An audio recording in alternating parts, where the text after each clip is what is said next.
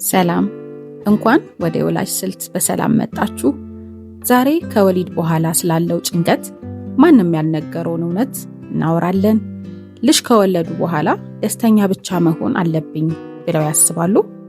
ሁሉም ሰው እንኳን ደስ አለሽ ሲሉ፣ አንቺ ግን አይንሽ በእንባ ተሞልቶ ምን ታስቢያለሽ? ዛሬ ይህን ርዕስ ያለ ፍርሃት ያለ ፍርድ ከልምድ እንዲሁም ሳይንስ የሚለንን አጣቅሰን እናያለን። ስለዚህ እስከ መጨረሻው አብራችሁን ቆዩ። እስቲ አንድ ጥያቄ ልጠይቅሽ። ልጅ ከወለድሽ በኋላ ምን ተሰማሽ? ሁሉም ሰው በሚባል ደረጃ ደህና ነሽ ወይ ብለው ሊጠይቁሽ ይችላሉ። ደስተኛ ነኝ ትይ ይሆናል፣ ግን ደግሞ ውስጥሽ ሌሊት ታለቅሽ ይሆናል። ምክንያቱም ግን አታውቂውም።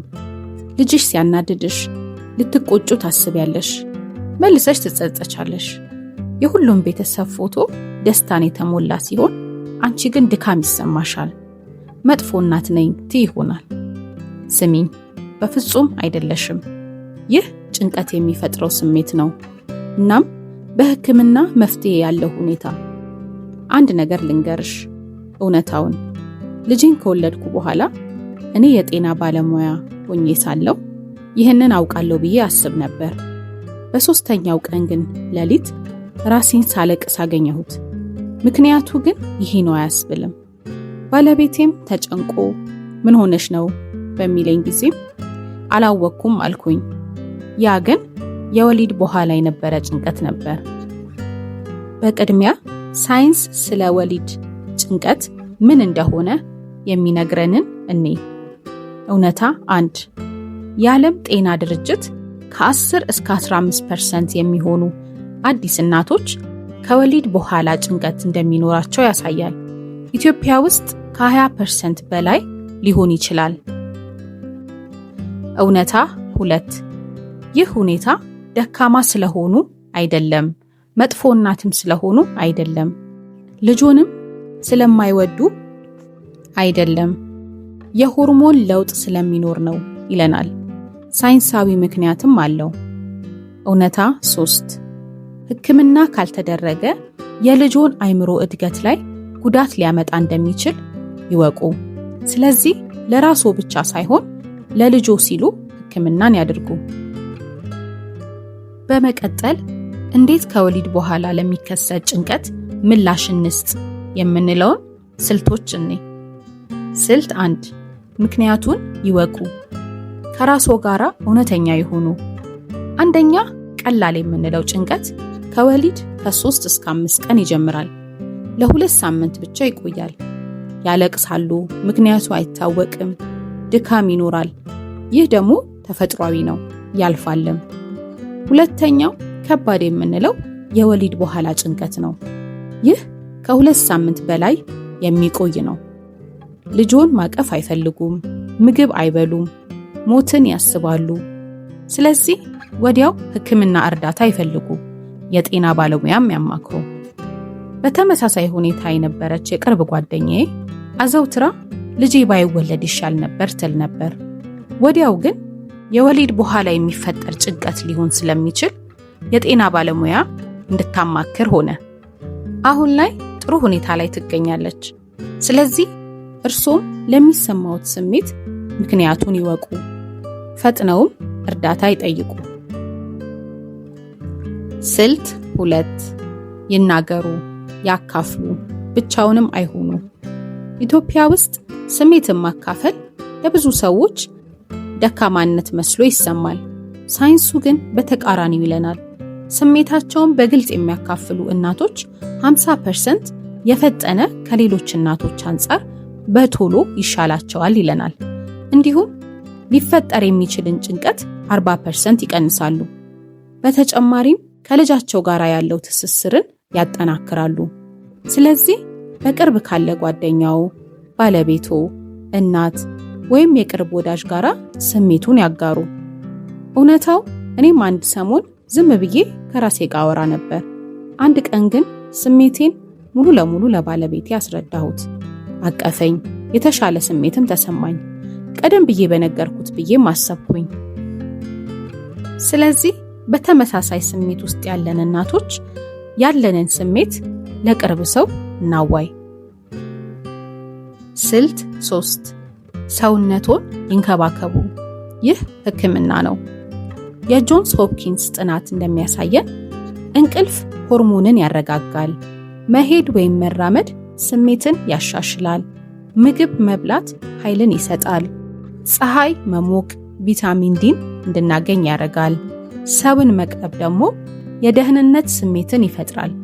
እነዚህን ሁሉ ማድረግ ደግሞ ጭንቀትን ከ30 እስከ 40% ይቀንሳል ይለናል።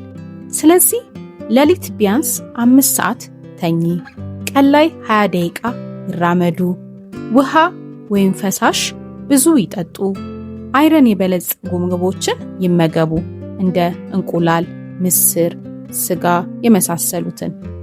ብዙ ጊዜ ልጅ ከወለድን በኋላ ጊዜ የለንም እንላለን።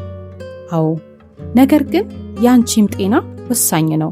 ስለዚህ ልጅሽን አቅፈሽ ለ20 ደቂቃ ተራመጂ። በዚህ ብቻ ትልቅ ለውጥ ታያለሽ።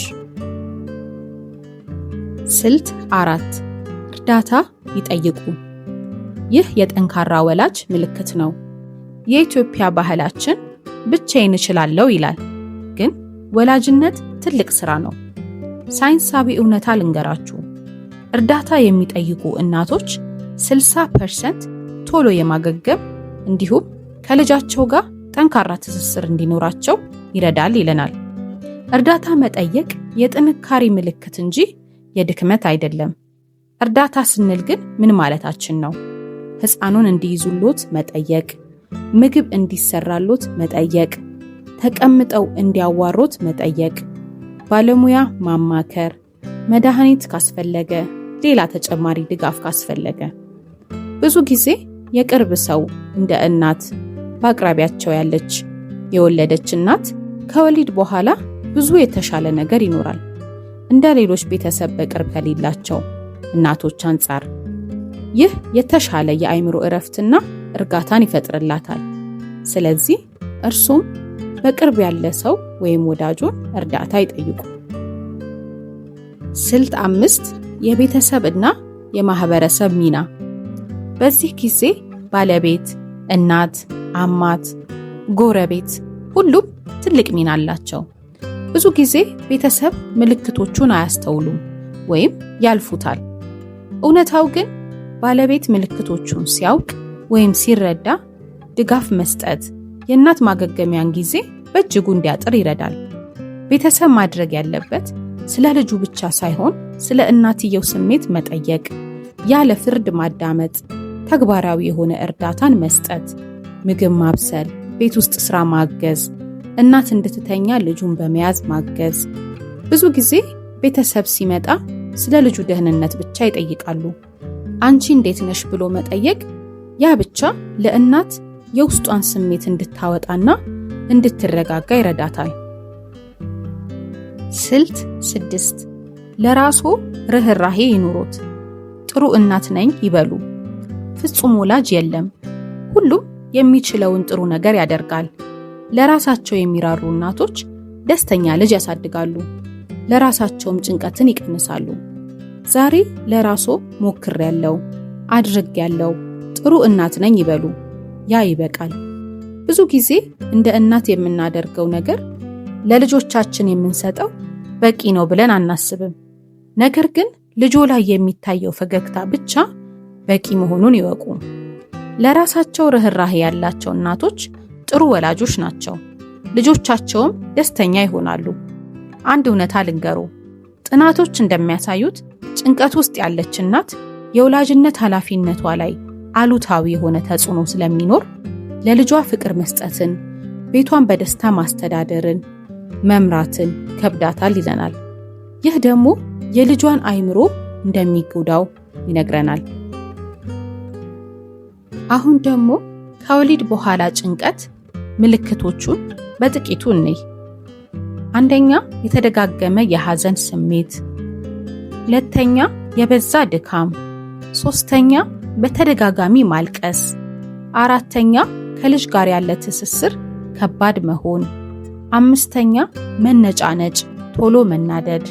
6 እንቅስቃሴ ለማድረግ ወይም ምንም ነገር ለመስራት ፍላጎት ማጣት፣ 7 የእንቅልፍ እጦት፣ 8 አልፈለግም የማለት ወይንም የጥፋተኝነት ስሜት ናቸው። እነዚህን የመሳሰሉ ስሜቶች ከተደጋገሙ የባለሙያ እርዳታ ይጠይቁ። ስለዚህ እነሆ የወሊድ በኋላ ጭንቀት ምክንያቶቹ፣ ስልቶቹ፣ እነዚህን ይወቁ። ራስዎን ይንከባከቡ፣ ሰውነቶን ይንከባከቡ። ሕክምና ካስፈለገ ሕክምና ያድርጉ። የቤተሰብ እርዳታ ይጠይቁ። ለራስዎም ይራሩ። ጥሩ እናት ኖት። ይህ ቪዲዮ ከወደዱት ለሌላ እናት ያጋሩ።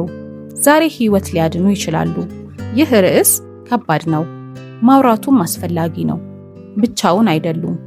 ሚሊዮን የሚቆጠሩ እናቶች ይህ ይሰማቸዋል። በመጨረሻም ልጅ ከወለዱ በኋላ ምን እንደተሰማዎት በኮመንት ይንገሩኝ። በቀጣይ ቪዲዮ እንግዲህ እስከምንገናኝ ቸር ይቆዩኝ።